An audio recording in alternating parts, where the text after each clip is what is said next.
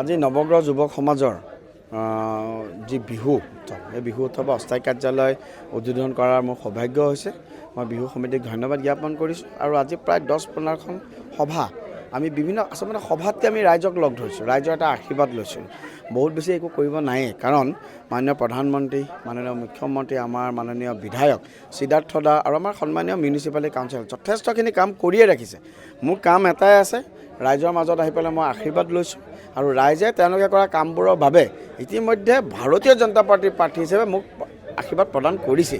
গতিকে মই খুব আত্মবিশ্বাসী, খুব ভালকৈ আমি জিকিম আৰু মই ৰাইজক এটাই প্ৰতিশ্ৰুতি দিছোঁ যে খুব ভালকৈ, খুব অনেষ্টলি কাম কৰিম আৰু মই মোৰ 100% এফৰ্ট মই নিউ গুৱাহাটীবাসী ৰাইজৰ বাবে মই দিম।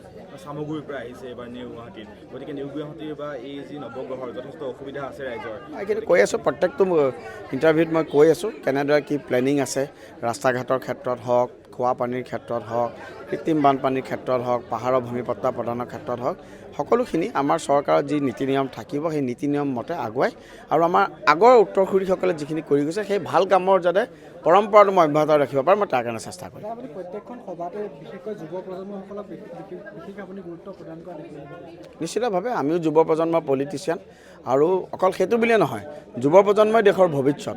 তেওঁলোকক যাতে এম্পাৱাৰ কৰি নিজৰ ভৰিৰ ওপৰত নিজে থিয় দিব পৰাকৈ স্কিল কৰি তুলিব পাৰোঁ। অকল মই যুৱ প্ৰজন্মক অকল চাকৰিমুখী হ'বলৈ নকওঁ, স্কিল কৰি সকলো দিশৰ পৰা যাতে আগবঢ়াই লৈ যাব পাৰোঁ, নিশ্চিতভাৱে মই তাৰ প্ৰচেষ্টা কৰিম।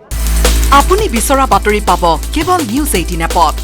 নিউজ 18 এপ ডাউনলোড কৰিবলৈ স্কেন কৰক এই QR কোড। গুগল প্লে ষ্টৰতো পাব এই নিউজ 18 এপ।